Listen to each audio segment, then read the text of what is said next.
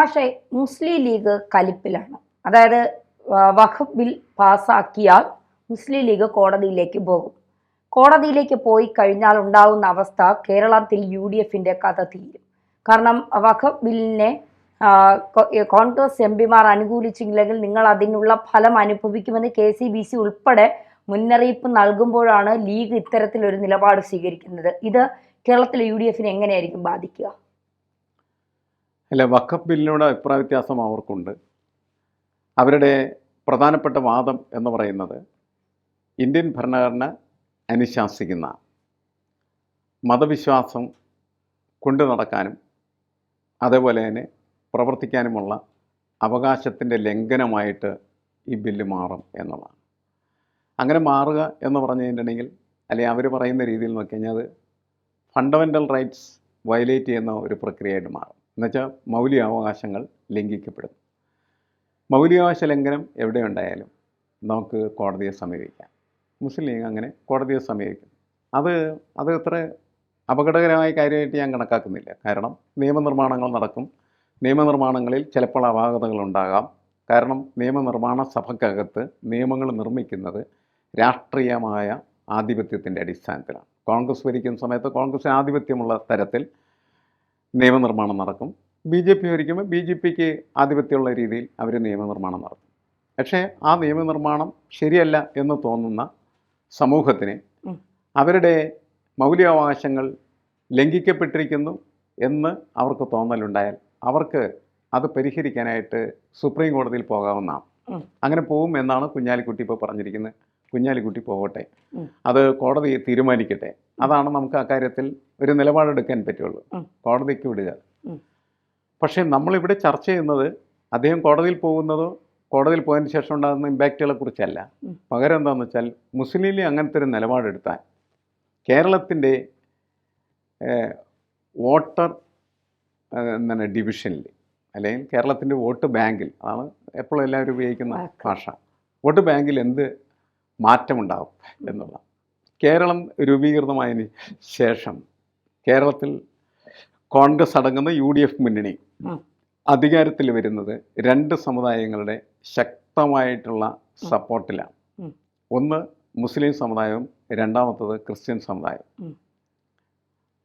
അവരോടൊപ്പം ചില ഘട്ടങ്ങളിലെല്ലാം നായർ സമൂഹവും അവർക്ക് ഒപ്പം ചേരാറുണ്ട്. അങ്ങനെ ചേർന്നിട്ടാണ്, അത് എനിക്ക് തോന്നുന്നത് വിമോചന സമര കാലത്തെ ഒരു ഇക്വേഷനായിരുന്നു.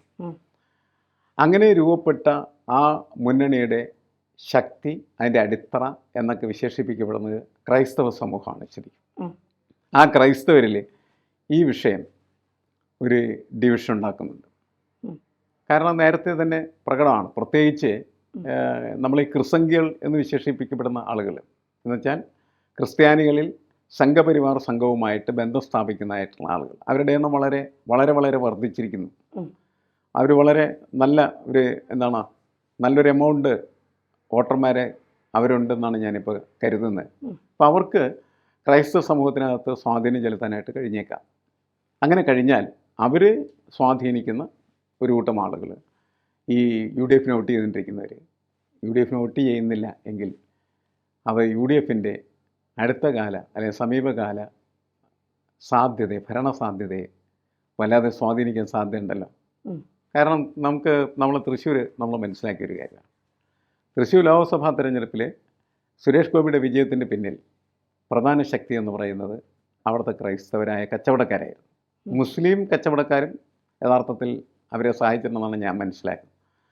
പക്ഷേ ഈ ബില്ലിനെ സംബന്ധിച്ചിടത്തോളം തർക്കമുണ്ടാക്കിയ ആ തർക്കത്തിൻ്റെ അടിസ്ഥാനത്തിൽ വിഭജനം വന്നാൽ മുസ്ലിങ്ങൾ ഒറ്റക്കെട്ടായിട്ട് തന്നെയായിരിക്കും നിൽക്കുക. പിന്നെ ക്രൈസ്തവരാണ് വിഭജിച്ച് പോവുക.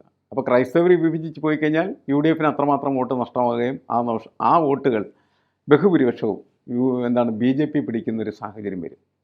അത് ഈ വരാൻ പോകുന്ന നമ്മളുടെ നിയമസഭാ തെരഞ്ഞെടുപ്പിൽ നല്ല ആഘാതം UDFന് ഉണ്ടാക്കാനായിട്ടുള്ള സാധ്യതയുണ്ട്. എന്നുവെച്ചാൽ നമ്മളുടെ ചിത്രം തെരഞ്ഞെടുപ്പ് ചിത്രം തന്നെ മാറിപ്പോവും. നമ്മളിപ്പോൾ പ്രതീക്ഷിക്കുന്ന പോലെ ഒന്നും ആയിരിക്കില്ല. ഇടത് പലത് അങ്ങോട്ടും ഇങ്ങോട്ടും മാറി ഭരിക്കുന്ന സ്ഥിതി എന്ന് പറയുന്നത് മാറി അതിന് പകരം അവർക്കൊപ്പം BJPയും കൂടി അധികാരത്തിലേക്ക് വരുന്ന ഒരു സ്ഥിതിയിലേക്ക് കാര്യങ്ങൾ മാറാം. എന്നുവെച്ചാൽ BJPയുടെ നീക്കങ്ങൾ, BJP ഇത് വളരെ വളരെ കാലമായിട്ട് നടത്തുന്ന ആസൂത്രിതവും വളരെ സൂക്ഷ്മമായിട്ടുള്ള ഒരു രാഷ്ട്രീയ തന്ത്രത്തിൻ്റെ വിജയമായിട്ടാണ് ഞാൻ കണക്കാക്കുന്നത്. നമ്മൾ കഴിഞ്ഞ 1-2 വർഷമായിട്ട് എല്ലാ ക്രിസ്മസ് കാലങ്ങളിലും BJPയുടെ പ്രമുഖരായിട്ടുള്ള നേതാക്കൾ ക്രിസ്ത്യൻ അരമനകളിലേക്ക് കേക്കുമായിട്ട് സൗഹാർദ്ദ സന്ദർശനം നടത്തുന്ന വാർത്ത ഉണ്ടായിരുന്നു. അത് അന്ന് വെറും സന്ദർശനം മാത്രമായിരുന്നു എന്ന് കരുതപ്പെട്ട ഒരുപാട് ആളുകളുണ്ടായിരുന്നു. അത് സൗഹാർദ്ദ സന്ദർശനമല്ല. അത് യഥാർത്ഥത്തിൽ BJPയുടെ രാഷ്ട്രീയത്തിലേക്ക് പ്രവേശിക്കാനായിട്ട് ബിഷപ്പുമാരെയും കുഞ്ഞാടുകളെയും സ്വാധീനിക്കുന്ന തരത്തിലുള്ള പ്രവൃത്തിയായിരുന്നു, അല്ലെങ്കിൽ അവരെ ആകർഷിക്കുന്ന പ്രവൃത്തിയായിരുന്നു. അവരെ അതിലേക്ക് സ്വാഗതം ചെയ്യുകയായിരുന്നു ഈ കേക്ക് യാത്രയിലൂടെ യഥാർത്ഥത്തിൽ BJP നേതൃത്വം നിർവഹിച്ചിരുന്നു. അതിൻ്റെ വിജയം കൂടിയാണത്. അങ്ങനെ ക്രിസ്ത്യാനികളുമായി നല്ല അടുപ്പത്തിലെത്തി. കാരണം ക്രിസ്ത്യാനികളെ നല്ല അടുപ്പത്തിലെത്തുക എന്ന് പറയുന്നത് ചെറിയ കാര്യമല്ല. ഇന്ത്യയിലെ മറ്റ് സംസ്ഥാനങ്ങളിലെല്ലാം ഈ ക്രിസ്ത്യൻ മിഷണറിമാരെ കത്തിക്കുന്ന ജോലിയാണ് ബജറംഗ് ദൾ അടക്കമുള്ളതായിട്ടുള്ള ഹിന്ദു തീവ്രവാദികൾ നടത്തിക്കൊണ്ടിരുന്നത്. അങ്ങനെ ക്രിസ്ത്യൻ സമൂഹവും BJPയും തമ്മിൽ വളരെ വലിയ ശത്രുതയിലാണ് മറ്റ് സംസ്ഥാനങ്ങളിലുള്ളത്. അതിന് മാറ്റം വരികയാണ് കേരളത്തിൽ അങ്ങനെയല്ല. കേരളത്തിൽ ക്രിസ്ത്യാനികളെന്ന് പറയുന്നത് BJPയുടെ ഏറ്റവും അടുത്ത സുഹൃത്തുക്കളായി മാറ്റിക്കൊണ്ടിരിക്കുകയാണ് ചെയ്യുന്നത്. ജോർജ് കുര്യൻ മന്ത്രിയാകുന്നത് പോലും ആ ക്രൈസ്തവ ബന്ധത്തിൻ്റെ ഒരു സാക്ഷ്യപത്രമാണ് ശരിക്കും പറഞ്ഞത്. അപ്പോൾ അങ്ങനെ അത് പറഞ്ഞു ഇപ്പോൾ നല്ല ക്രൈസ്തവ സുഹൃത്തുക്കൾ BJPക്ക് ഉണ്ടായിരിക്കുന്നു എന്നാണ് നമ്മൾ മനസ്സിലാക്കേണ്ടത്. ഇത് നമ്മുടെ ഇലക്ഷനിൽ നല്ല സ്വാധീനം ചെലുത്താൻ സാധ്യതയുണ്ട്. ആ സ്വാധീനം ശക്തമായിട്ടുള്ള രീതിയിൽ BJPക്ക് ഉണ്ടായാൽ നമ്മൾ ഈ 2026 നിയമസഭാ ഇലക്ഷൻ്റെ അതിൻ്റെ ഒരു തെരഞ്ഞെടുപ്പ് ഫലം എന്ന് പറയുന്നത് പ്രവചനാതീതമായി മാറും. ആരധികാരത്തിൽ വരും, ആര് പ്രതിപക്ഷത്തിരിക്കും എന്നൊന്നും നമുക്ക് പറയാനായിട്ട് കഴിയാത്ത തരത്തിലേക്ക് കാര്യങ്ങൾ മാറുകയാണ് എന്നാണ് എനിക്ക് തോന്നുന്നത്. അതിൻ്റെ അടിയൊഴുക്കുകൾ അതിശക്തമാണ്. പ്രത്യേകിച്ച് KCBC ഈ ബില്ലിൻ്റെ കാര്യത്തിലെടുത്ത നിലപാടിൻ്റെ അടിസ്ഥാനം അത് ചെറിയ നിലപാടല്ല. നേരത്തെ എന്ന് പറഞ്ഞത് അങ്ങനെ അവരോട് അടുപ്പം കാണിക്കുന്ന നിലപാടെടുക്കാനായിട്ട് ധൈര്യം കാണിച്ചിരുന്നില്ല. ഇപ്പോൾ കൃത്യമായിട്ട് ഞങ്ങൾ BJPയുടെ കൂടെയാണ് എന്ന് പ്രഖ്യാപിക്കാനായിട്ട് KCBC തയ്യാറായി കഴിഞ്ഞിരിക്കുകയാണ് ചെയ്യുന്നത്. അത് കാസയുടെ കൂടി ഒരു വിജയമായിട്ട് വിലയിരുത്തേണ്ടതായിട്ട് വരും. KCBCയുടെ ഇത്തരം നിലപാടുകൾ, അതായത് ഇപ്പോൾ മേഷ് പറഞ്ഞതുപോലെ നേരത്തെ ഇത്ര ഉറപ്പിച്ച് അല്ലെങ്കിൽ ഇത്ര ധൈര്യത്തോടു കൂടി ഒരു നിലപാട് KCBC പറഞ്ഞിട്ടില്ല. പക്ഷെ ഇപ്പോൾ പറയുന്നത് നിങ്ങൾ ഇതിനുള്ള പ്രത്യാഘാതം അനുഭവിക്കും എന്ന് കൃത്യമായി KCBC നിലപാടെടുക്കുകയാണ്. മുസ്ലിം ലീഗ് UDFന്റെ ഒരു ഘടകകക്ഷി കൂടിയാണ്. മുസ്ലിം ലീഗ് ക്രിസ്ത്യാനികൾക്കെതിരെ നിന്നുകൊണ്ട് കോടതിയിലേക്ക് പോകുമ്പോൾ UDF ക്രിസ്ത്യാനികൾക്കെതിരെ ബില്ല് പാസ്സാക്കുന്നതിനെതിരെ പാർലമെന്റിൽ മുറവിളി കൂട്ടുമ്പോൾ സ്വാഭാവികമായും അടുക്കുന്നത് ഏറ്റവും എളുപ്പം BJPയോടൊപ്പമാണ്. നമുക്കൊരു പ്രശ്നമുണ്ടാകുമ്പോൾ കൂടെ നിൽക്കാൻ BJPയെ കാണൂ എന്നുള്ളൊരു തോന്നൽ കൂടി ക്രൈസ്തവർക്കിടയിൽ ഉണ്ടാകുന്നില്ലേ? ഇത് നമ്മുടെ രാഷ്ട്രീയത്തിൻ്റെ ചരിത്രപരമായിട്ടുള്ള മാറ്റത്തെക്കുറിച്ച് കൂടി പഠിച്ചുകൊണ്ടേ നമുക്ക് വിലയിരുത്താൻ പറ്റുള്ളൂ. നമുക്കറിയാം, കേരളത്തിൽ അധികാരത്തിലിരുന്ന UDFനെ സംബന്ധിച്ചിടത്തോളം അതിൻ്റെ ഒരു നേതൃത്വപരമായിട്ടുള്ള പങ്ക് വഹിച്ചിരുന്നത് ക്രിസ്ത്യാനികളായിരുന്നു. ക്രൈസ്തവ നേതൃത്വത്തിന് നിരന്തരമായിട്ട് ബന്ധപ്പെടാവുന്ന ഒരു നേതൃത്വ അത്താണി എന്ന് പറയുന്നത് കോൺഗ്രസ്സിലുണ്ടായിരുന്നു മുൻപ്. ഉമ്മൻചാണ്ടിയും അതേപോലെ KM മാണിയൊക്കെ എന്ന് പറഞ്ഞിട്ടുണ്ടെങ്കിൽ ഈ ക്രൈസ്തവ ബന്ധത്തിൻ്റെ അത്താണികളായിരുന്നു. KM മാണിയും ഇല്ലാതെ, ഉമ്മൻചാണ്ടിയും ഇല്ലാതെ കോൺഗ്രസ്സിൽ ക്രൈസ്തവർക്ക് അല്ലെങ്കിൽ അരമനയിലെ പുരോഹിതന്മാർക്ക് നേരിട്ട് ബന്ധപ്പെടാവുന്നതായിട്ടുള്ള ലിങ്ക് തന്നെ നഷ്ടപ്പെട്ടിരിക്കുകയാണ്. അതെന്താ നമ്മൾ മനസ്സിലാക്കാത്തത്? കേരള രാഷ്ട്രീയത്തിൽ വരുന്ന വലിയ മാറ്റങ്ങളിൽ ഇതൊരു പ്രധാനപ്പെട്ട ഘടകമാണ്. കോൺഗ്രസ്സിൽ ക്രൈസ്തവ നേതൃത്വത്തിൻ്റെ അഭാവം അതാണ് ക്രൈസ്തവരെ അനാഥമാക്കുകയും അവർ മറ്റു വഴികൾ അന്വേഷിക്കുകയും ചെയ്തത്. അപ്പോഴാണ് അവരുടെ അരമനകളിലേക്ക് കേക്കുമായിട്ട് BJPക്കാരെത്തുന്നത്. അവർ ആദ്യം മനസ്സോടെയാണ് അടുത്തതെങ്കിലും ഇപ്പോൾ മനസ്സുറപ്പിച്ച് അവരുടെ ഒപ്പം നിൽക്കുന്ന സ്ഥിതിയാണ് KCBCയുടെ പ്രസ്താവനയിലൂടെ വന്നിരിക്കുന്നത്, അല്ലെങ്കിൽ നിലപാടിലൂടെ വന്നിരിക്കുന്നത് എന്നാണ് നമ്മൾ മനസ്സിലാക്കേണ്ടത്. അപ്പോൾ യഥാർത്ഥത്തിൽ സംഭവിച്ചത് കോൺഗ്രസ്സിൽ ഈ ക്രൈസ്തവ നേതൃത്വം ഇല്ലാതെ പോയത് കൂടിയാണ് BJP ക്രൈസ്തവരിലേക്ക് ഇരച്ചു കയറുന്നതിന് ഇടയാക്കിയതെന്നാണ് ഞാൻ മനസ്സിലാക്കുന്നത്.